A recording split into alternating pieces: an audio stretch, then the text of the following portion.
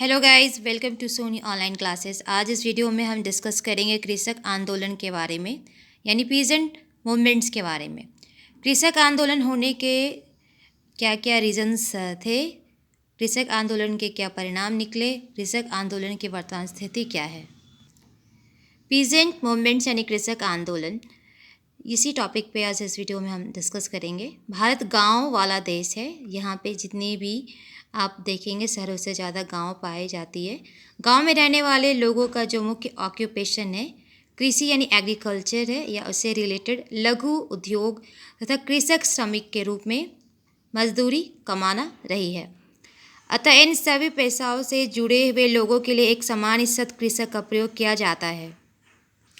अतः इन सभी पेशाओं से जुड़े हुए लोगों के लिए एक समान शब्द कृषक का प्रयोग किया जाता है। हमारे देश के कृषकों को अपने शोषण एवं उत्पीड़न के विरुद्ध समय समय पर आंदोलन करना पड़ता है।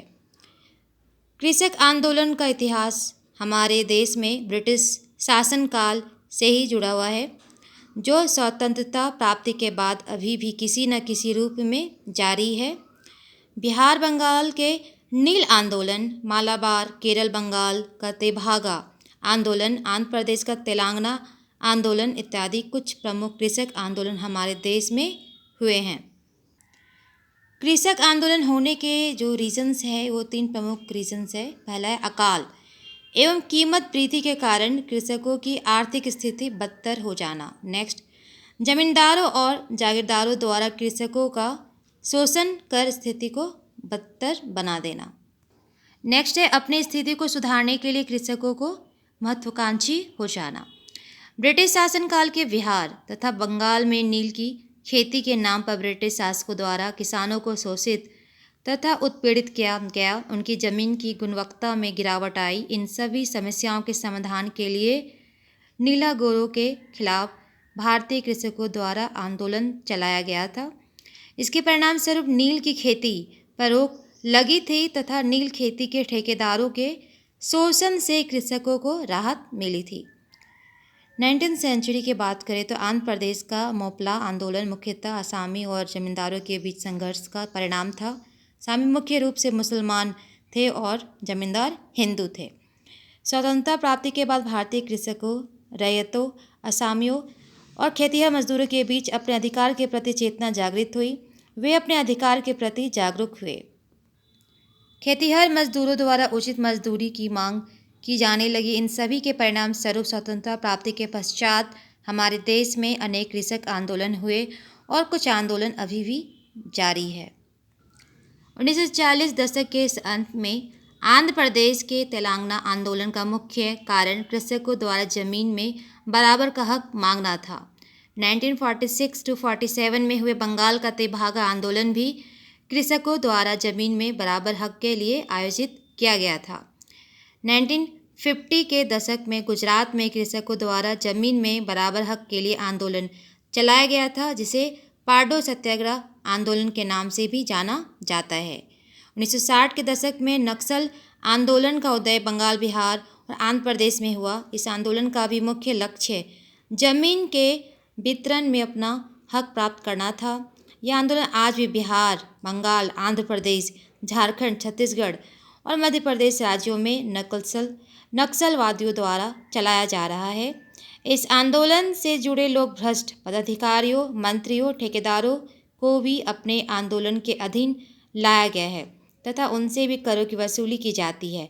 बिहार में नक्सल आंदोलन के विरुद्ध स्थानीय कृषकों द्वारा भी संगठित होकर आंदोलन चलाए जा रहे हैं, जिनका उद्देश्य कृषकों के विरुद्ध संगठित अपराध का सामना करना रहा है। खेती मजदूरों द्वारा न्यूनतम मजदूरी प्राप्त करने के लिए भी पूरे देश में आंदोलन चलाए गए हैं। इनके परिणाम स्वरूप पूरे देश के सभी राज्यों में न्यूनतम मजदूरी कानून लागू किए गए हैं। कृषक मजदूरों द्वारा महिला मजदूरों के यौन शोषण, यौनिक यातना और मजदूरी भुगतान में लिंग भेद दूर करने के लिए भी आंदोलन चलाए गए हैं। इसके परिणाम स्वरूप कहीं कहीं पर तो हिंसक घटनाएं भी घटित हुई है और मजदूरों एवं किसानों के बीच खूनी संघर्ष भी हुआ है। ऐसे खूनी आंदोलनों का मुख्य जो लक्ष्य है वो शोषण और उत्पीड़न करने वालों को सबक सिखाना और बदला लेना रहा है। कृषक आंदोलन का परिणाम।